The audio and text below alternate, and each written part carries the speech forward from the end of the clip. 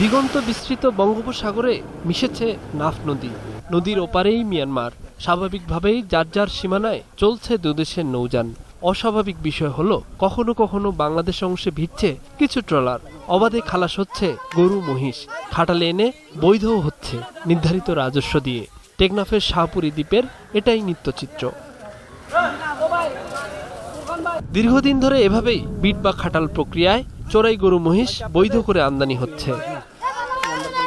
ওইখানে তো দাম আমরা বলি না, আমরা কমিশনের মাধ্যমে ব্যবসা করি, বিশ্বাস করে দিতেছে, আমরা এখানে ব্যবহারীটা বিক্রি করে দিই। গরুটারে 500 টাকা করে নিই আর কি, বেট নেই, কাস্টম নেই, কাগজপত্র ক্লিয়ার না করলে, পরিষ্কার করলে এইখান থেকে গরু ছাড়ে দেয় আর কি। শুধু যে মিয়ানমার তা নয়, ভারত থেকেও পশু আসে এভাবেই। ধর্মীয় অনুভূতির কারণে সে দেশে গরু রফতানি নিষিদ্ধ হলেও পাচার বন্ধ হয়নি। বিভিন্ন পয়েন্ট দিয়ে গরু মহিষ বাংলাদেশে ঢোকে। না, এটা কোনো এগ্রিমেন্টের ইয়েতে করা হয় না। বিট বা খাটাল এগুলো পরিচালনার জন্য একটা প্রজ্ঞাপন আছে। বাংলাদেশিদেরকে ওই পাশে যাওয়া লাগে না, ওরা এই পাশে এসে গরুগুলো দিয়ে যায় এবং বোটে করে গরুগুলো আসে। গরু কিনতে দেশের টাকা ঠিকই যাচ্ছে অন্য দেশে অবৈধ উপায়ে, আসছে খাটালের বাইরের রুটে। ফলে দুই দিক দিয়েই ক্ষতির মুখোমুখি দেশ।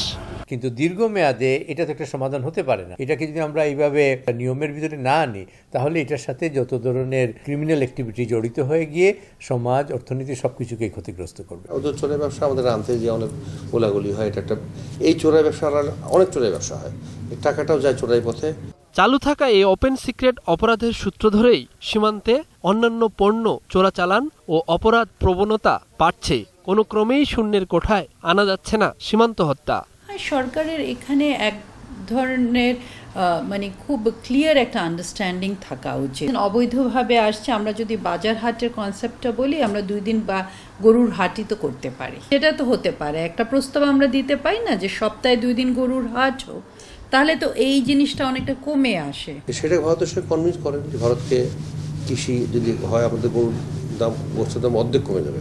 এভাবে আর সময় নষ্ট না করে একটি টেকসই উপায় খোঁজা এখনই প্রয়োজন আছে বলেই মত বিশ্লেষকদের। মিয়ানমারের চোরাই গরু এভাবে বিটের মাধ্যমে বৈধ করা হচ্ছে, কিন্তু কোনো বিধিমালা নেই। যদি সুষ্ঠু বিধিমালা থাকতো তাহলে বৈধ উপায়ে এই গরু এবং মহিষগুলো আসতো এবং সরকার অনেক বেশি রাজস্ব আয় করতে পারত।